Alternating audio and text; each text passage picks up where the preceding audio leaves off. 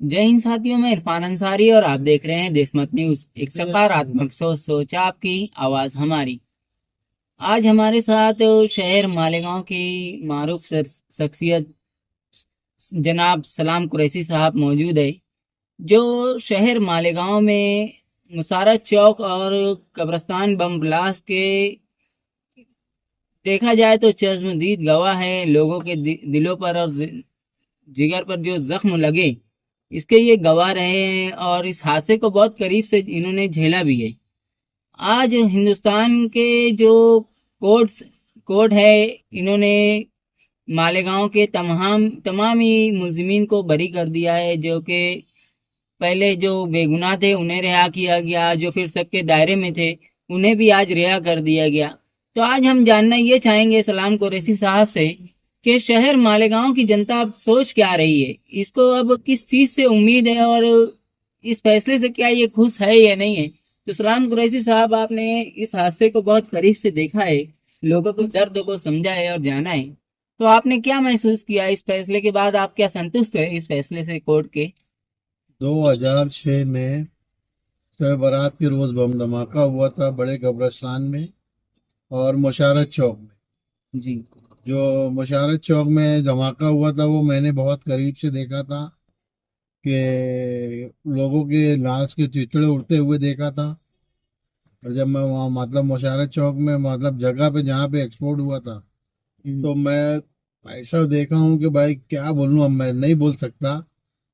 आज जिसके घर के लोगों को उसमें इंतकाल हुआ है, जख्मी हुए हैं, आज भी उनके घरों पे याद ताज़ा है।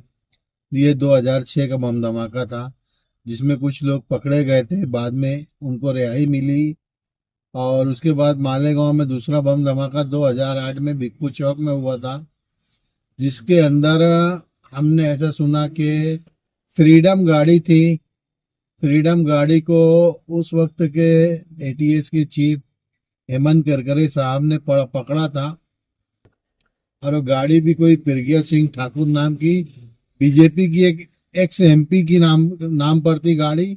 अब एक एक्स एमपी के नाम पर होने के बाद भी सर, मैं आपकी इस बात को आपकी नज़र में इस बात को क्लियर करना चाहूँगा कि साध्वी प्रज्ञा जो अब मालेगांव बम ब्लास्ट में आरोपी बनी, तब वो ना कोई सांसद थी, ना कोई पद पर थी बीजेपी में। यहाँ मैं आपकी नज़रों में इस बात को क्लियर करना चाहूँगा कि जो उसे सांसदी प्राप्त हुई वो मालेगांव बम ब्लास्ट के बाद हुई। तो इससे भी आप क्या, आपको नागवार गुजर रहा है कि जो लोग बेगुनाह थे, जो बेगुनाह रिहा हुए, वो 19 साल 18 साल कंटिन्यू जेल काटी उन्होंने। और जो जिनके ऊपर गुनाह का शक था, जैसे साध्वी परिज्ञा हो गई, और भी जो आरोपी थे जिनके ऊपर शक था, तो वो किसी न किसी इले बहाने से, दुख बीमारी के बहाने से हमेशा बाहर रहे, बेल पर रहे, और उन्होंने अपनी जिंदगी खुले आसमान में जी।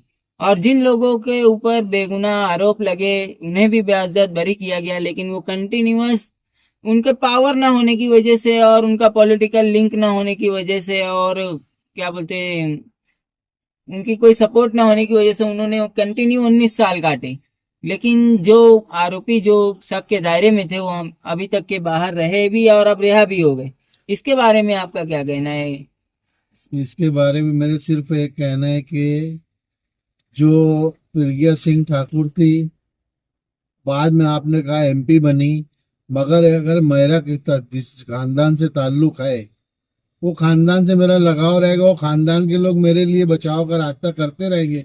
चाहे वो खानदान हो, पार्टी हो, या कोई भी अदर कोई भी संस्था हो जिससे मेरा लगाव रहेगा और जहां मैं जुड़ा रहूंगा, वो लोग मेरे लिए हमेशा काम करते रहेंगे। कोई भी पार्टी हो, सियासी पार्टी। आज जब वो सियासी पार्टी में थी, है और रहेगी, इसीलिए उसको बहुत ढेर सारी सहूलतें मिली, वीआईपी सुविधा मिली। अगर वो एक आम नागरिक रहती तो वो सुविधा नहीं मिलती, वो एमपी नहीं बनती। इसीलिए आज वो सत्ता में होने की वजह आराम से वो लोगों को बाइज्जत बरी कर दिया गया। और रहा सिलसिलावार बम धमाके का ताल्लुक मुंबई का, अगर मुंबई के जो आरोपी मुस्लिम थे वो छूटे, मुस्लिम आरोपी छूटे, तो फिर वो आरोपी है कौन वहां पे? असल आरोप 17 साल जेल में रहने के बाद उनको कोर्ट ने बाइज्जत बरी कर दिया। चलो ये कोर्ट ने बाइज्जत बरी किया तो पहले ये कोर्ट ने या गवर्नमेंट ने कोई भी ये साबित करना चाहिए था कि ये आरोपी नहीं है तो ये आरोपी है। अब वो बेचारे जो 17 साल जेल में रहे और उसके बाद छूटे तो उनकी जिंदगी तो आज खराब हो गई। जैसा कि हमारे पास और भी उदाहरण है, हिंदुस्तान की कोर्ट जो है भेदभाव कर रही है, जहां सारी बातें अब मुसलमानों के लिए, चाहे मैं मुसलमानों के लिए कहूँ, चाहे सभी मजहबों के मानने वालों के लिए या हिंदुस्तानी के लिए, आज इंसाफ कोर्ट से नहीं मिल सकता, ऐसा जहन लोगों ने बना लिया है। नहीं, ऐसा मतलब लोगों को महसूस होने लगा है। कोर्ट का मसला ऐसा है हिंदुस्तान भारत के अंदर कि अगर कोई करप्ट आदमी है तो उससे बड़ा वाला उससे ईमानदार निकल जाता है। इंडिया के अंदर आज भी सच्चाई और अच्छाई है। कोर्ट के ऊपर आज भी लोगों का विश्वास भरोसा है क्योंकि एक न एक दिन सबको इंसाफ मिलेगा। हमारी कोर्ट से दरख्वास्त गुजारिश भी है। मगर जो सत्ताधारी लोग हैं, आज अवाम जो है, पूरे इंडिया की अवाम जो है व्यापारियों को वोट दे रही है। व्यापारी चुन के आ रहे हैं इसलिए जाके व्यापार कर रहे हैं। अगर हमने व्यापारियों को वोट देना बंद कर दिया तो आज हिंदुस्तान हमारा एकदम सेकुलर था, है, रहेगा।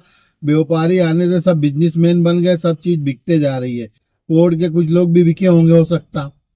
जैसा आपने बताया, उम्मीद पर दुनिया कायम है। अगर आज भी आप जैसे लोग जो इन हादसों को और लोगों की जान चीथड़े उड़ते हुए करीब से देखने के बाद, और अगर उसके आरोपी बेइज्जत बरी हो जाते हैं कोर्ट से, उसके बाद भी अगर आपका विश्वास जिंदा है तो इसी को ईमान कहा जाता है कि अल्लाह से अच्छी उम्मीद रखी है आप लोगों ने। और हम कोर्ट से भी ऐसा चाहेंगे कि यार आगे जाके कहीं ना कहीं इंसाफ का नजरिया रखे और धर्म से आगे रखते हुए इंसाफ को आगे रखे, संविधान को आगे रखे। ऐसा देशमत न्यूज़ की ओर से तमाम ही कोड और संवैधानिक पदों से अपील की जाती है कि इंसानियत को बचाना पदों के हाथ में है, संवैधानिक पद पर है जो इंसान, उसे पहले इंसानियत को और संविधान को आगे रखना चाहिए, उसके बाद कोई भी फैसला करे ताकि आवाम को राहत मिल सके और आवाम सभी फैसलों से संतुष्ट हो सके। इस देश को चलाने में सभी योगदान जनता का है। और जनता जब तक संविधान में और कानून में विश्वास रखेगी तब तक इस देश की एकता और अखंडता बनी रहेगी। ऐसा हम अपील करते हैं कि इस अखंडता को और एकता को बरकरार रखा जाए। आप देखते रहें देशमत न्यूज़, एक सकारात्मक सोच आपकी, आवाज़ हमारी। जय हिंद।